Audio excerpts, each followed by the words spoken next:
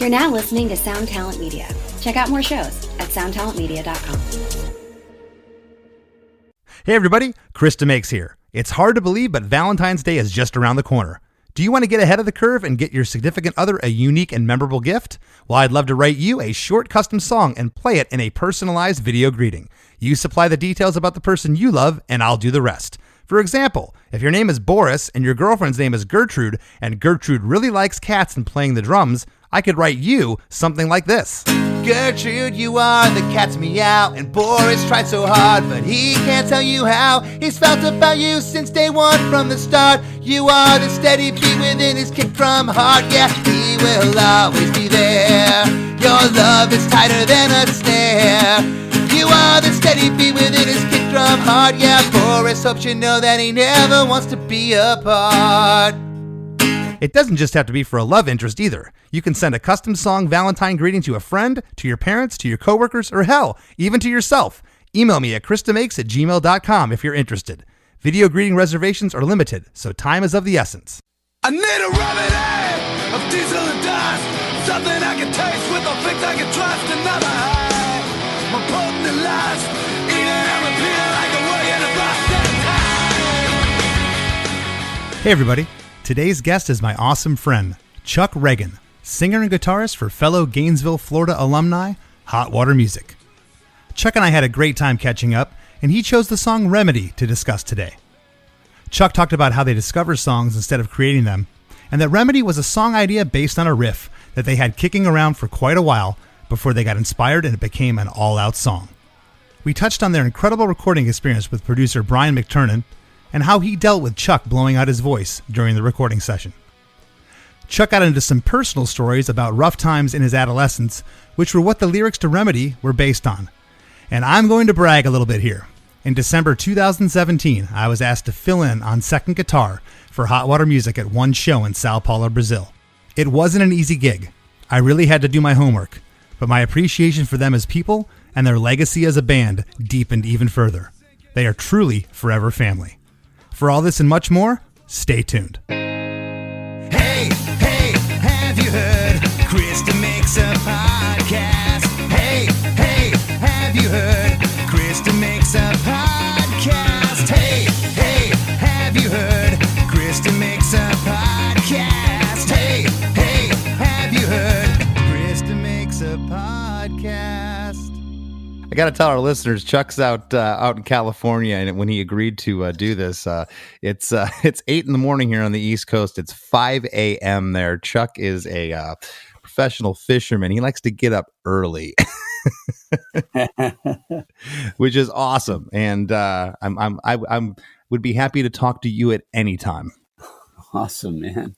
Well, I'm glad we made it. We made it work and found a time for sure. Absolutely. We were for our listeners. We were going to do this last week, but Chuck's been dealing with some environmental issues out there with the fires and whatnot. And I'm glad you and your family are safe. And we can finally talk about this song. Chuck picked an amazing Hot Water Music track. This one is Remedy, and I got a lot to talk about, so I'm excited that you picked this one. I want to go back and set this song up for everybody. That time period when this came out, this record, Caution, was released in October of 2002. The previous record, A Flight and a Crash, was released June 5th of 2001, and in between that, you guys were touring your heads off. You had gotten your deal with Epitaph Records for Flight and a Crash, and Less Than Jake toured with you guys in February of 2002. It was us, you guys, and Bad Religion. So I'm trying to figure out when you had a chance to even write this song. And do you remember, was this written around Flight and a Crash, or was it written between that when you were writing songs for Caution? Set it up. Yeah, I mean, much like a lot of our songs, and I mean, you being a songwriter yourself, you know how it goes, man. I mean, we're always writing songs, right? I've always believed that in so many ways, like, we're more so discovering these songs rather than creating them. Does that make sense? Absolutely. Like where, they're already there. All the stories have been told before in one way or the other. And all the rhythms, all the progressions, everything in one way or the other has been done before. And we just kind of find that track and discover whatever that is, whatever that realization is, or whatever that rhythm is. And, how we interpret it is how we end up then processing it and expressing it through our own voice and abilities and whatnot. Right. So Remedy was one of those, if I remember right, a song that I think we were working on for a while, and nothing was moving. No ground was moving on it. And then on another session, it was one of those songs, we were setting up to record. I was, and that was one that we had kind of laying around, and I listened to it again one day, and it just kind of unfolded immediately. How sometimes you'll sit down, especially when it comes to lyrics and whatnot. Like sometimes I swear I'm working on lyrics for weeks, if not months, where it's just like, and you're just trying to find that little hitch. You're trying to find the thing that connects to the other thing. You're trying to, find your own differences and realizations and all of that will just put the hair up on the back of your neck. Right. And I don't say put the hair up on the back of your neck as in, you're writing something amazing or profound or what, No, it's just hitting you emotionally. What I'm talking about is connecting with it, right? Where, when I'm sitting down to write something and, I'm kind of trying to connect the dots and trying to, find that path. And there's a certain way I want to say it. There's a certain way I want to convey it. And at one point in time, I hit that track. That's what puts the hair up on my neck. It's like, that's it. That was it. That's what I was looking for, and, Remedy was one of those ones where, for a long time, nothing moved on it. And then, fired it up 6 months later, you know what I mean? And I'm not even sure what was going on in my life at that time that brought me back to, the topic and subject of that song, because, the subject and the topic of that song came from something that I was going through 15 years prior to writing that song, or maybe 10 years. But I'm trying to remember how old I was when that song happened. But yeah, well, like I was gonna say, can we hold that thought for a sec? Because I want to get into that and everything you just said is absolutely fascinating. I've done a number of these podcasts now, and no one's ever really explained it the way you just did, and that was really cool about how these songs are in you, and they just sometimes just kind of come out, but then the lyrics. The lyrics are still inside you, but then to articulate them from hand to pen to paper and to get them how you want them, to get those hairs in the neck to stand up. So man, that was, you really explained that in a really cool fashion. Something that I would typically ask, a solo artist that's in a band something later in the show. I want to ask you now because, I know this was before you, and for some of the listeners that don't know, Chuck has a very successful solo career outside of Hot Water Music. This was kind of before this time period, before you had branched out solo. Do you know if this song was you were thinking maybe this was just a Chuck Ragan song, or was it a Hot Water Music song in your mind at that time? Oh, definitely Hot Water Music. Definitely Hot Water. For sure. Okay.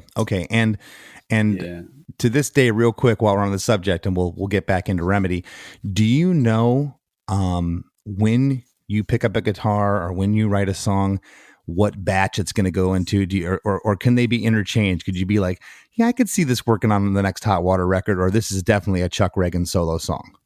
That's a great question. A lot of them kind of start in the same, more often than not, when I'm writing, whether it be solo or Hot Water, or even just sitting down to play, more often than not, I'm picking up a Martin, Yeah. I'm not blasting my ears out, in front of an amp. That's it. It usually starts just acoustic, bare bones, just a progression, a movement, just something kind of simple, a standard structure, right? And as far as, every once in a while, I'll write something where it's like, okay, that is definitely not Hot Water Music. Mm-hmm. That just doesn't really go. But I mean, a lot of my stuff, the roots of it, the basis of it, isn't a whole lot different from the rock and roll we play in the band. Mm-hmm. Interesting. So going back now, it seems like, and for lack of a better word, your memory is a little bit hazy because, my gosh, you guys, Flight to Crash came out in June of 01. You're touring like madmen. Caution had to be recorded at some point to be released in October 2002. So less than a year and a half later. So writing the song Remedy was somewhere in there.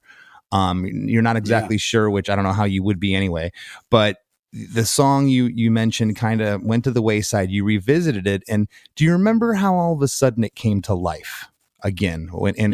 And was the band, was it you that was champion to have it resurrected, or was anybody else in the band like, no, we should revisit Remedy?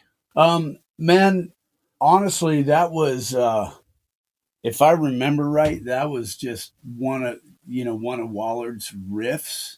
That opening, that beginning, dun, dun, dun, oh yeah, right. The driving riff, I call it. That thing is just great.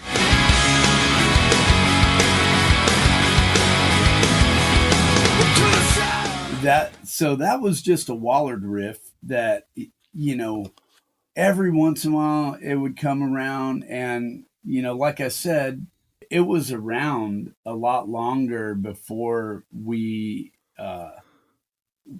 started working on it for Caution, or started actually writing it. Okay. That riff was just around. Like, I remember him play, and it was cool, but it just never, it never evolved. Back then, especially unlike now, when all four of us lived in the same town and even at sometimes lived together, the amount of writing that was going on and the amount of time spent just in the same room, was pretty incredible, and I think it attributed to, being able to write as much material as we did in that short period of time. Well, of course, I always tell young bands, they'll come and ask for advice, and I'll say, listen, you guys are onto something here. I like your sound, but do yourselves a favor, lock yourselves in a room for the next 2 years and write as many songs as you can. because you can never get that time, that prolific period when you're young and you're crapping everything out, so to speak. And I know you guys were very prolific in the late 90s in Gainesville because you were all in the same town. I can relate to with Less Than Jake. We were living together most of the time, and it's like, hey, let's go rehearse. What else do we have to do?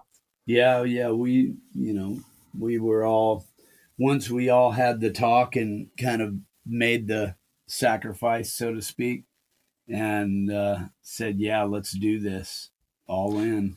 When now you got another set of eyes on you. I mean, previous to being on Epitaph, you guys did a record with Doghouse Records. You were also on No Idea, and then you had a record on Walter's label, Some Records.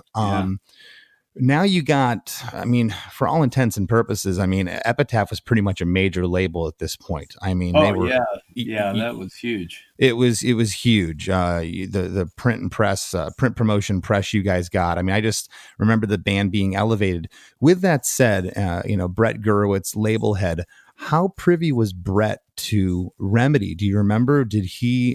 Did you have demos? Did you record a demo of this track that he had heard? Yeah, he loved it, and but I remember trying to remember what's other song. Hey, go easy. It was almost 20 years ago. Is Jack of All Trades on Caution? I believe that's on Flight. Oh, right. You look it up. I don't know. Yeah, you're supposed to know. It's your band, Chuck. No, once they go on the record, I'm done with them. Yeah, it. I know that feeling. Jack of All Trades was on Flight in a Crash. Well, I guess the reason I brought it up, there's no point because you were asking about Remedy and if Brett had heard it, but I distinctly remember Brett really liking Jack of All Trades and wanting to push it, but I think we sweared in it at some point, and he was so bummed. He's like, why'd you swear? Because he wanted to get behind that song for some reason. I don't know, but that's funny. No, so that doesn't have anything to do with your question. That's fine. I just didn't know how involved was Brett at this point. Was he making suggestions as kind of an executive producer outside? Just saying, hey, what if you did this? Should you maybe double that chorus at the end? Was there any conversations like that? No, not really. I mean, we did that record with Brian McTernan, correct? Again, and who's just an absolutely wonderful human being and great producer. I cannot wait to work with him again one day if we get a chance. So, when we sat down with Brian the first time, which was for Flight, right? Correct. And for our listeners, Brian McTernan produced A Flight in a Crash. He produced Caution, that Remedy is on, and the follow-up record, The New What's Next. So you did 3 records with Brian. Yes. Yeah. So the first experience we had with him was awesome for us. He had a live-in studio, which was just incredible. This was the first time that we were actually... Chris, you remember the days of recording records where it's like we did it in a day. Yeah. You guys ready? Go. Yeah. You ready? Let's record this record. You know what I mean? And I remember a couple sessions where we actually had 3-4 days to do it, which was crazy. It was like, wow, we're going to be in the studio for 4 days, Which is unheard of when you're a young band. Right. And you would go home and then come back to it. And like what we had never experienced, it was a live-in studio where, we had done it a little bit on No Division when we recorded at Montana Studios in Richmond, Virginia. right? We were up there, but we didn't live in the studio, but we were there every single day with Walter and a bunch of friends. But this situation was totally different because this was our first experience walking into the studio that literally was 15 feet away from where we were sleeping for a month. Wow. And that was probably the coolest thing that I had ever experienced in music at that time, because it was the first time that there wasn't as many distractions. We weren't glued to the phone. We weren't glued to social media. You know, we weren't watching TV or news. We were just completely saturated with this group of songs. And we would cook food. We would write. Well, the thing And about then it, we would record it.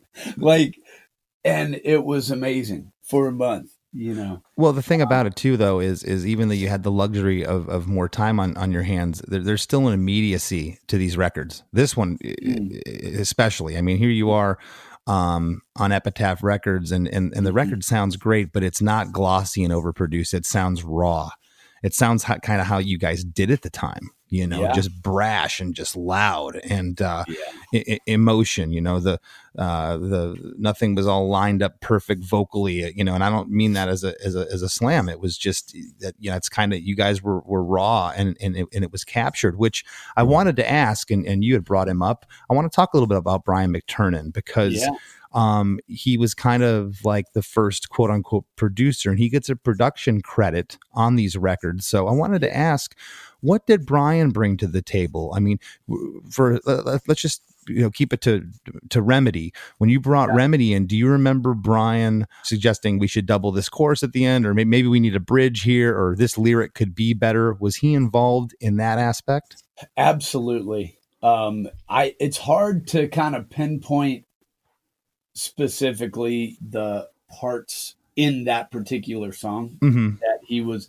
I feel like I remember him talking about us starting the song. I remember, and because I have this vision of just him gritting his teeth and like kind of clenching his fist, like while he's explaining. You know how, like, I just, now that you bring that up, like I have that vision. But BMAC was involved, so heavily involved in everything that we were doing, from last harmonies and butter that goes on everything back to the kick drum. That is great. I mean, for some reason, and I don't know why, I guess it's just because, again, the records are raw. They sounded how you guys sounded back then, and I just didn't think that he was that involved. This sounded just like someone just recorded you guys better than you had been recorded in the past, if that makes sense. And that's really cool to know that that he had a hand in there with working the arrangements and working the lyrics, and he was actually producing. Well, and I mean, to me, and especially with Caution, with that record, we had already kind of worked out our kinks between us, like all four of us and him is what I'm talking about, through Flight and a Crash, right? So you were definitely way more comfortable on this record. You'd already done a record with him. You knew what you were getting. And so he knew us. Yeah, he knew us. We were comfortable. We knew where we were staying, everything. Right. And if anything, he just tapped into us. I used to always say he helps us be a better band. No, and that's what and I've mentioned on the show before. A producer is there to elevate the strengths of the band, not point out the weaknesses. You know, they're almost like an armchair psychologist. You know, they're there to build. They really are. They're there to build you up, and they're there being objective outside of the band. Their heart isn't in it like yours is. They didn't write the songs. They're able to look at it a little differently and go, well, what about changing this word? We're like, no, it's got to be that word. Well, does it? Oh yeah. and as a young songwriter, that's hard to swallow. Like, how dare somebody try to change my art? But a producer can be so valuable. They really can. No doubt. The first time we recorded with him, and for Flight, and we go up there, and we did all our work, all that excitement that I was talking about. This was our first record on Epitaph. Everything was just like, wow, we're really doing it. This is crazy. We're living the dream, right? And everything gets down. Now it's time for me to step up and sing. I go to sing one song and belt it out, and it's okay. It's not great, but it was my first day of singing. And we get into another song. My voice starts getting tired. It's getting rough. And then I said, man, let's go to let's go to a simpler song. My voice is just not, there yet. And Chuck, can I stop you real quick? I think I know where you're going with this. I believe you blew out your voice because I distinctly remember touring with you guys, and you were showing me these vocal warm-ups that this professional voice coach had given you. Yes. Yeah. That's exactly it. I ended up blowing out my voice. Oh, man. It was such a drag because George did his work. He kicked ass. Jason, same, right? Waller on guitar, and Brian was doing a great job, and everybody was. And here was our record on Epitaph Records, and then here I step up to sing, and I fail the whole camp. It was the worst feeling. Like it's terrible. Well, nobody will know that feeling as a singer when your voice goes. It's the worst. So powerless. Yeah. Like there's just nothing. And anyhow, Brian, and this kind of just goes back to giving him props, like in his producing. He was so calm and was like, "Hey man, come in here for a second." And I came in after I cooled down. Because back then it was like, if my voice didn't work, I would just scream louder. I'm going to get through. I'm going to push through this. Yeah. Typical male, right? Yeah. If something doesn't work, we got to hit it harder, push it, Scream louder. Yeah. Unlike being wise like a woman, where we're like, wait a second, why is this not working? Ready for a head-bangingly good time? Dive into the world of heavy metal with the Brutally Delicious podcast. Here, we don't just talk music. We welcome you into our heavy metal family. Join us for candid chats with legends and rising stars. We go beyond the typical interviews, exploring raw emotions and the life-altering impact of heavy metal. So whether you're a diehard metalhead or just curious, join our family and let the headbanging begin with the Brutally Delicious podcast. Yeah. So Brian calls me in and says, he goes, man, listen, I want to ship you up to Boston.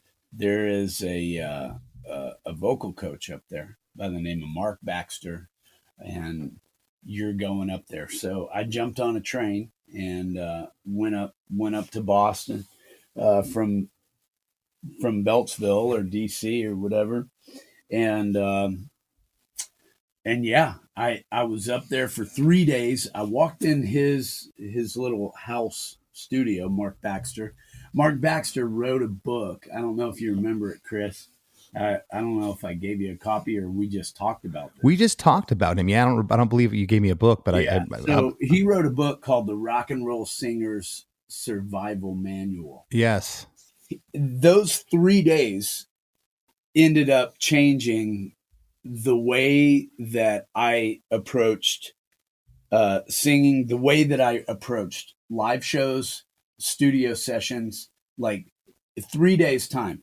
Like it changed everything that I do in my work and in my career in stepping up to a microphone. That's miraculous. Yeah, no, and it's funny how you triggered that memory. You started talking, I said, wait a second, I think I know where this is going. And I hadn't thought about that in 18 years, but man, it all came back. And what an amazing find he was for you. I mean, who knows if you'd still be singing today the way, I mean, the way you used to, I couldn't believe how you and Wallard used to scream. I was like, how are these guys still talking? You'd be talking after the show like it was normal. I mean, nobody screamed, and the volume that you guys, I mean, which goes back. I always joked that Roger and I had to be loud too.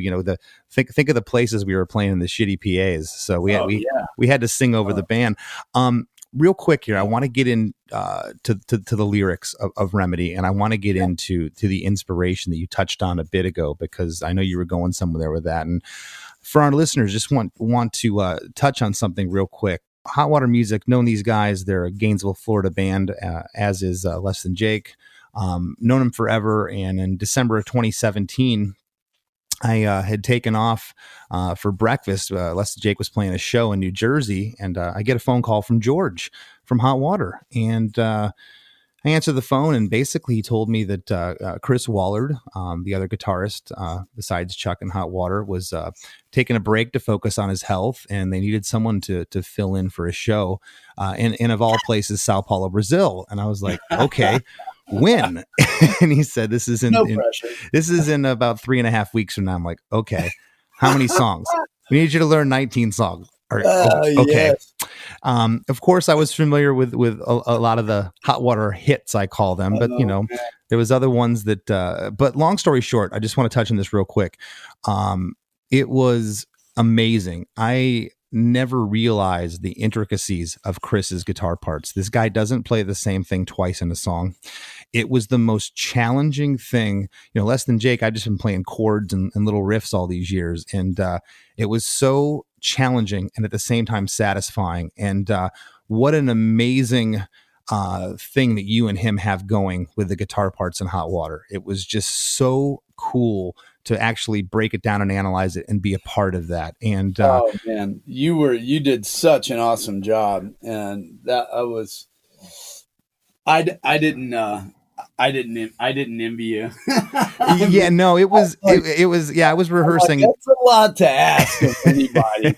I rehearsed for 5-6 hours a day, 7 days a week for 3 weeks, and wow. I still didn't feel like I was ready. And it was only one show, and anyways, the only reason I brought this up, this isn't a vanity trip for Chris here, but I brought this up because I just wanted to talk about how interesting and especially in this song Remedy, the guitar parts are, and how they're interwoven with each other, and it just that makes your guys sound. This song starts out with just this driving riff, and I call it a driving riff that goes on for quite some time. The first lyric of the song, I just want to talk about the first verse, the intro. I need a remedy of diesel and dust, something I can taste with a fix I can trust, another high, more potent than lust, eating and repeating like the workings of rust and time. And then boom, the band's in and Wallard's doing this crazy riff. Set this first verse up, and if you don't mind, it sounded like you were going for something deeply personal. This was something that happened 15 years prior. Can you talk about the inspiration of the lyrics? Yeah, you bet.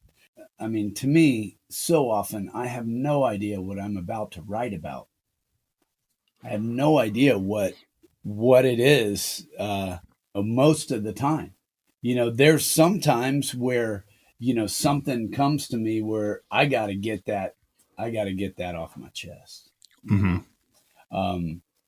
This song, for whatever reason, man, this was one where the lyrics came rather quickly. I remember which, I usually remember those songs because it doesn't happen that often. Sometimes it just happens that way, in where you put the pen down and you just spill it, and you're like, yeah, that's it. That's what I need to say. That's what I got to get off my chest. Well, this, for whatever reason, I don't really recall what was even happening right then and there, but for some reason, I was brought back to some younger days of mine where I was going through some healing processes, right? I don't even know. It's hard to know where to begin with that. I grew up in a great home, two wonderful, very loving parents, but at the same time, they're very conservative. Conservative Southern Baptist household, and I was a punk rocker, and That doesn't mesh too well. yeah, and that's pretty much that story. So like no, but wonderful parents. I look back on it now and I feel terrible of how I treated them, even though I didn't agree with their politics or their religion. I really hurt my mama for a long time, and it's really sad. But like I just look back at how verbally abusive we were, and I feel terrible about that. But we get along great now. And in the early kind of years of me just trying to find my way, I guess, I rebelled quite a bit against my folks and their beliefs. I ran away from home a lot at a pretty young age. We're talking like 13 years old. And I mean, these were just young punk days. We're running around and just doing stupid stuff and causing trouble or vandalizing or sitting in a corner of a mall giving each other homemade tattoos and all that good stuff. Right. Well, and you guys grew up on the Gulf Coast where I did, in Sarasota, Florida, Bradenton area, which Yeah.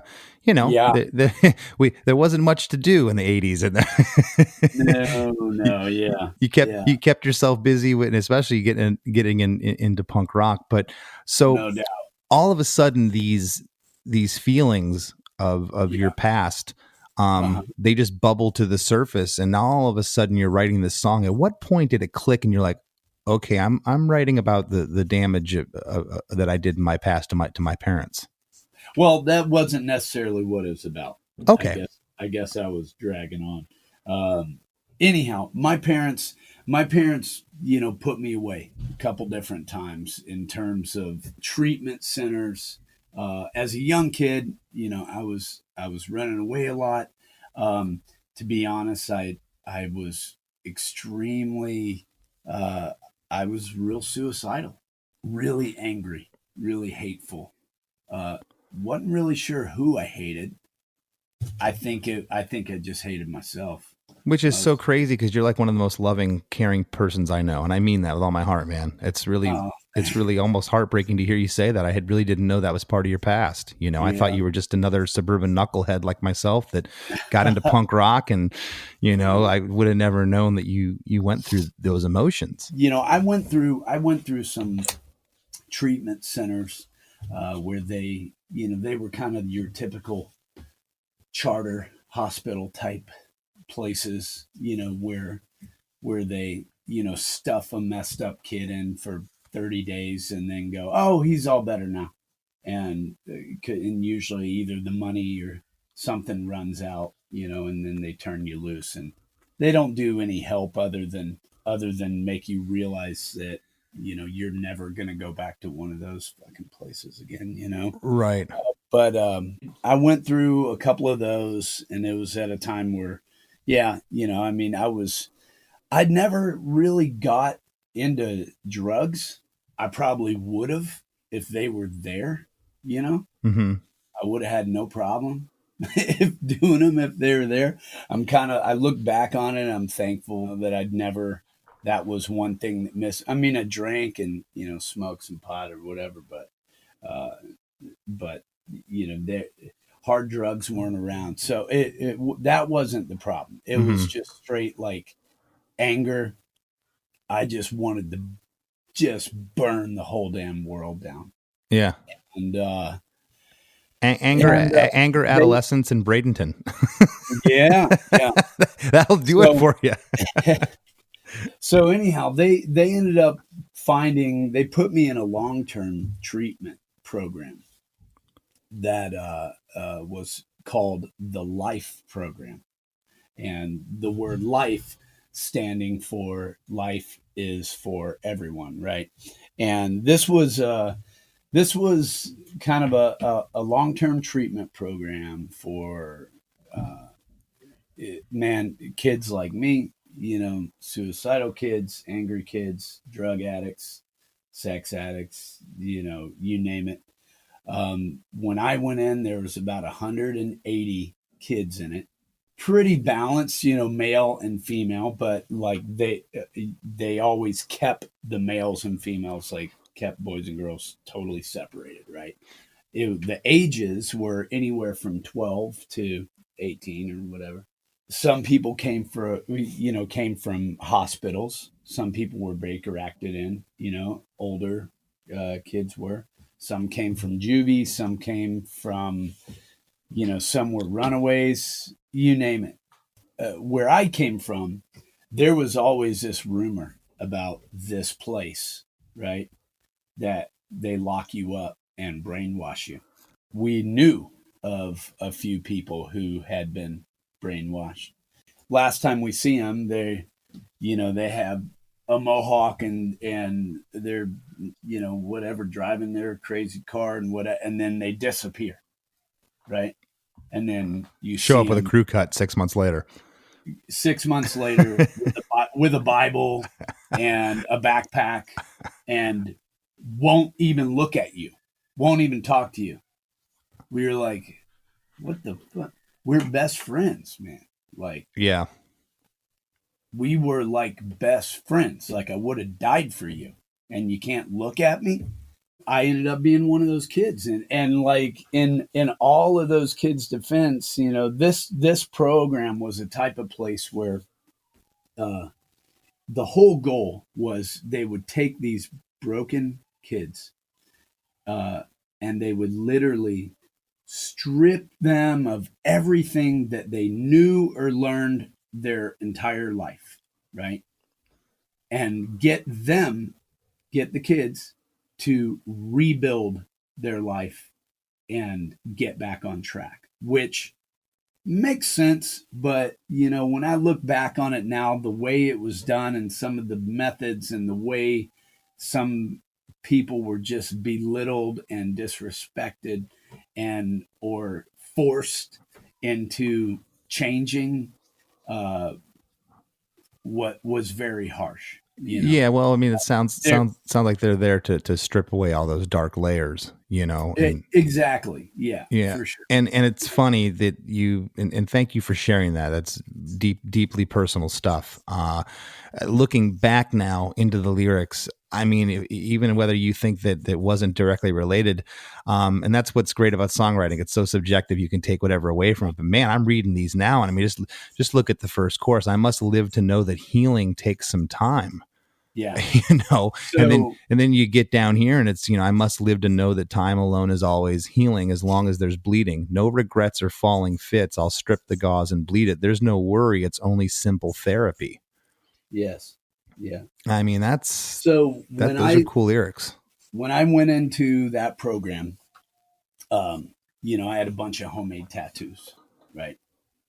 And it was all, just messed up, punk, old homemade crummy misfit skull and one-dimensional crossbones and some stupid skinhead stuff and skulls and just, who knows, 13-year-old Southern, South or Gulf Coast punk, like, and anyhow, I get into that program, and one of the first things my parents wanted to do was get my tattoos removed. Okay. So this was before laser surgery. I was going to say they basically got to cut them off your skin. Yeah. Or sand them off. What they did is more or less like filleted me. Really. Ugh. So basically they had to cut around the tattoo and literally shave it out and then kind of fillet the layer of skin up and then pull the skin together sew it up, bind it. Just brutal, medieval, That's why you can gut a fish so well. Yeah. Yeah. So I had this done, and man, I was young, and that's kind of part of, I was still growing, you know what I mean? I think I was 14 when we had the first surgery, if I'm not mistaken. And sorry to make a light of that, Chuck. I mean, this is horrifying. No. I can't even imagine getting cut into. You have to have this part of your life taken off your body at 14 years old. That's a lot to process. It was pretty messed up. Yeah. So anyhow, the doctor's like, "Oh yeah, no problem. It'll be a hairline, whatever, scar." Well, I was supposed to have 3 surgeries to get and it was supposed to go on like a surgery and then 6 months of healing, then another surgery, then another 6 months of healing, and then another surgery, right? And another. So this was like a 1.5-year process that this was going to take. And, they did the first surgery, and the doctor, later we found out this was the second one he had done, right? He's supposed to be this top-notch plastic surgeon guy. He took too much skin, out of my little teenage arms, so in the healing process, the scars just spread quite a bit. Then the second surgery, he performed it too early, so the scars spread even more, right? And I don't know if you have a lot of scars, they tear really easy, Mm-hmm. Especially when you're younger. And it was a gnarly healing process. Third surgery we didn't do. I said to hell with this. This is, because it was where I had the tattoos and how it was when I was bound up. I couldn't bend one of my arms. I couldn't hardly, brush my teeth or bathe myself. It was a nightmare. And anyhow, all of this happened when I went into this damn program, right? And this is the basis of that song. It is, music has always been a therapy to us.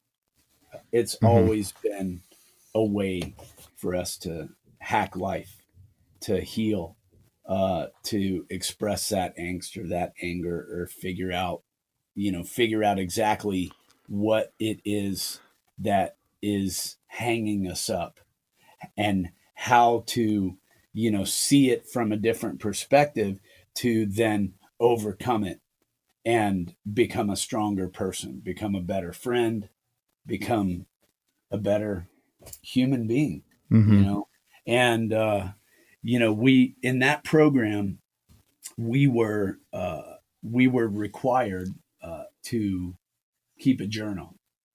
And every kid that went in, you'd always rebel for a little bit. No, I'm not doing anything. And then everybody would finally give in. It's like, all right, I'm here. I've been here for a month. I was in that program for 1.5 years.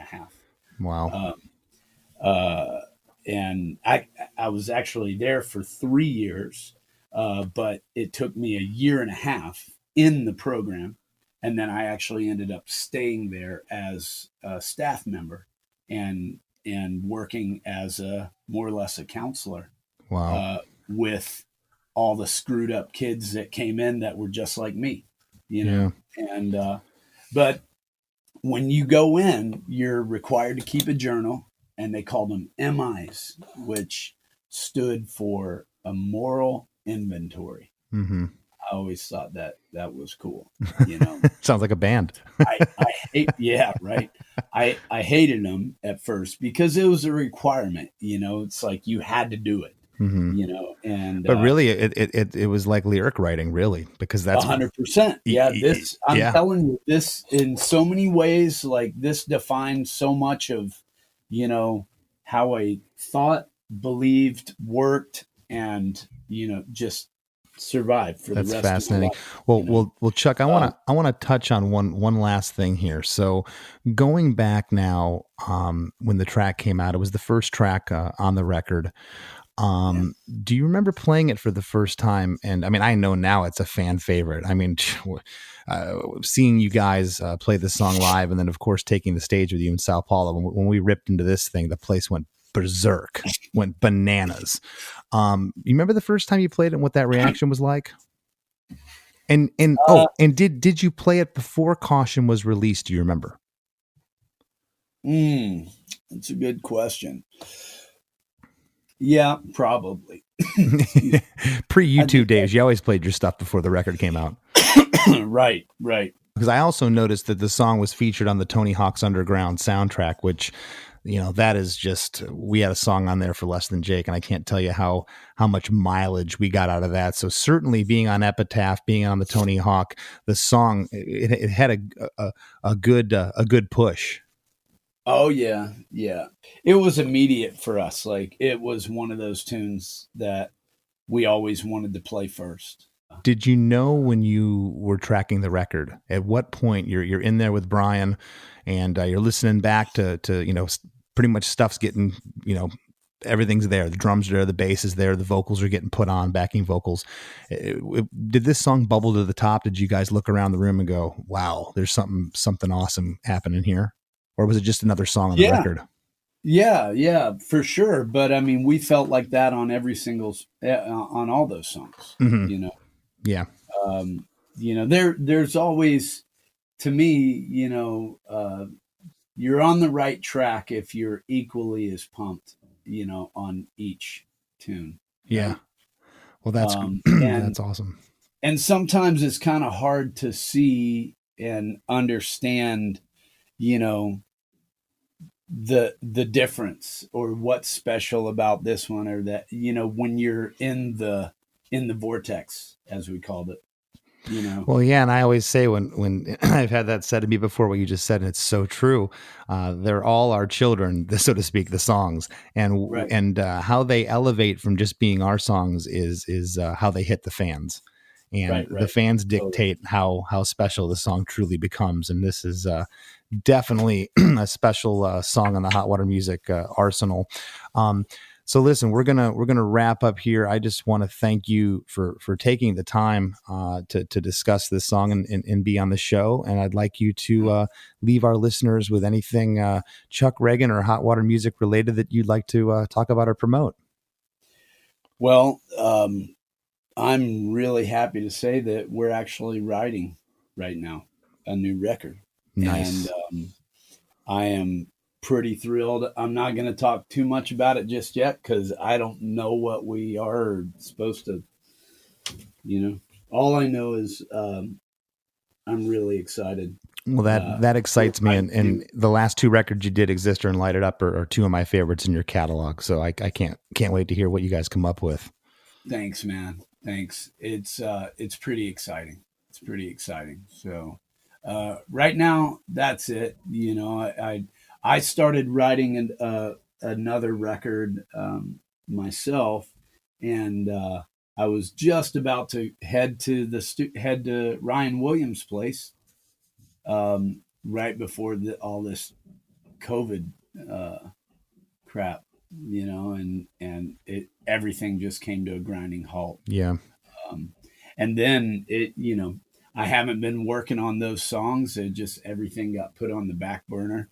At home, I'm a fishing guide, so I just with no music or no nothing, it's just hand to mouth. So I just got to work. So it's I'm out running boats and taking people fishing, and songwriting. It's gonna have to wait for a little bit, but gotcha. Yeah. Well, very good, man. Well, hey, again, thank you so much. I'm glad you and your family are safe out there with all the fires and the craziness. And oh yeah. And man, thank you for just being you and being a friend. I love you, man. I love you too, brother. Thanks, man. I'm glad it worked out. It did. It definitely worked out. And I just can't believe how vibrant and awake you are at 5 a.m. I commend you.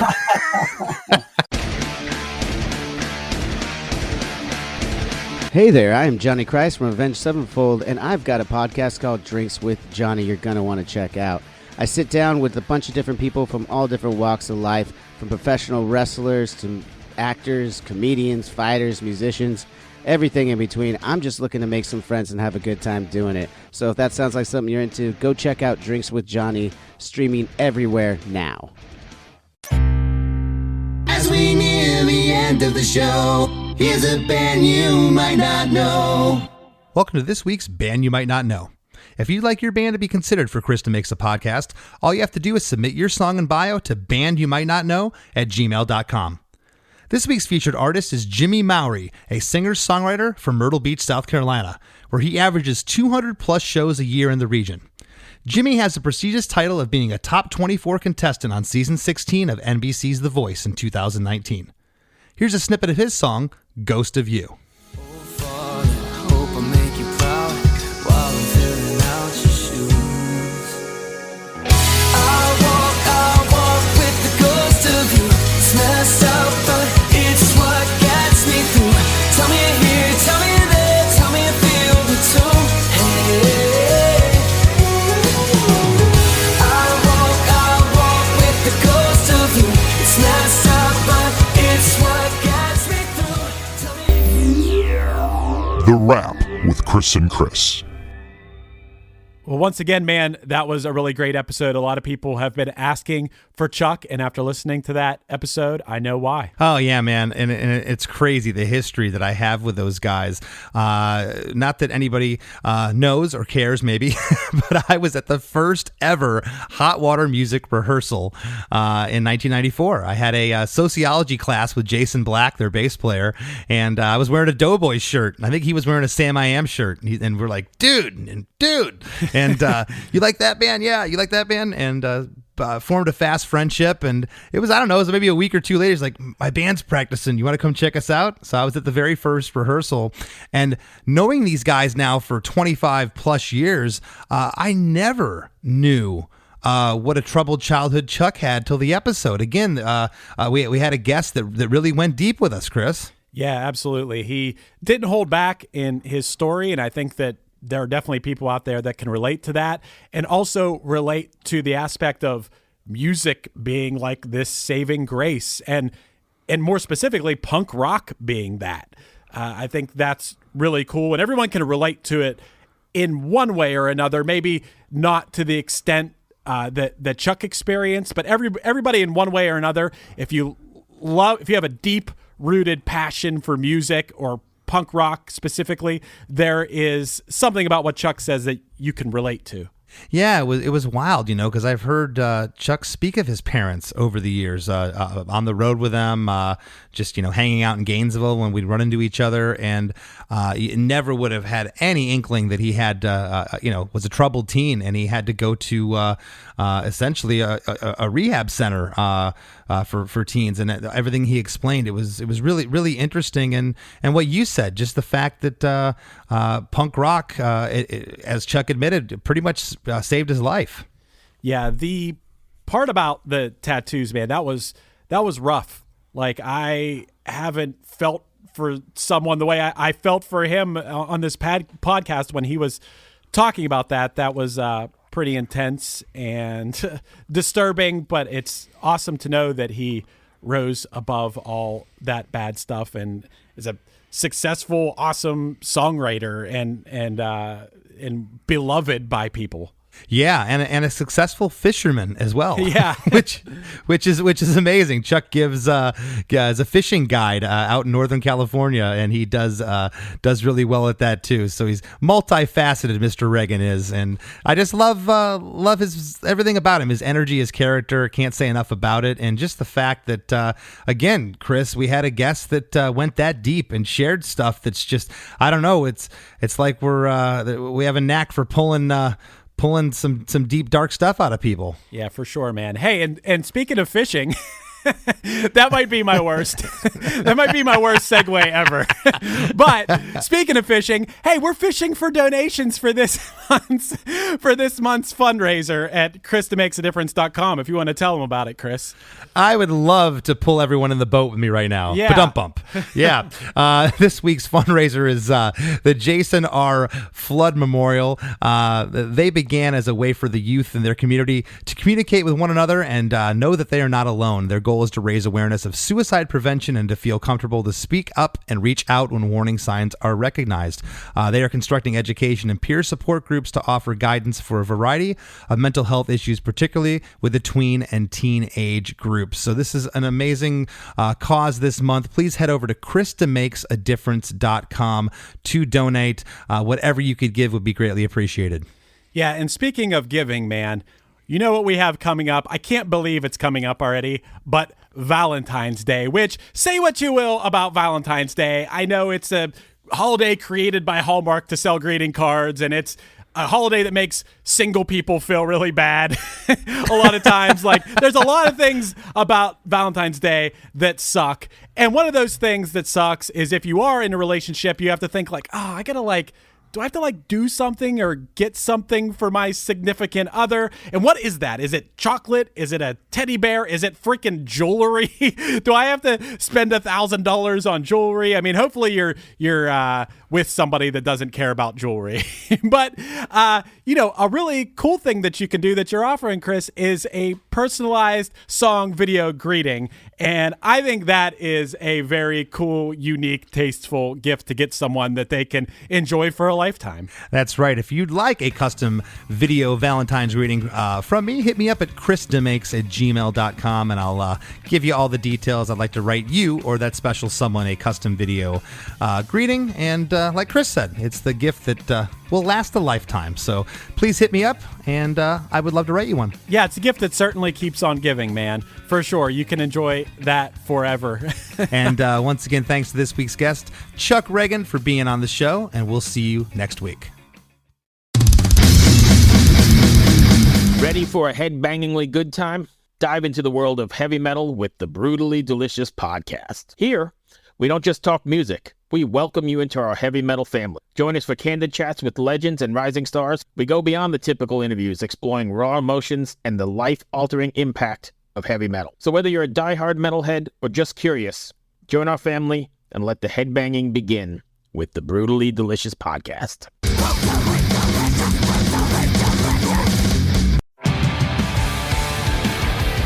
What's up, everybody? I am Finn McKenty, host of the Punk Rock NBA podcast, part of the Sound Talent Media podcast network. My podcast is all about doing what you love for a living, and every week I sit down and talk to people who have done exactly that. For example, musicians like Tommy from Between the Buried and Me, Matt from Periphery, Lil Lotus and Shinigami, among many others, photographers, artists, designers, YouTubers like Glenn Fricker and Sarah Dici, and I unpack exactly how they got to where they are today with the goal of helping you do the same. So if that sounds cool, you can listen and subscribe at soundtalentmedia.com, and I'll see you there.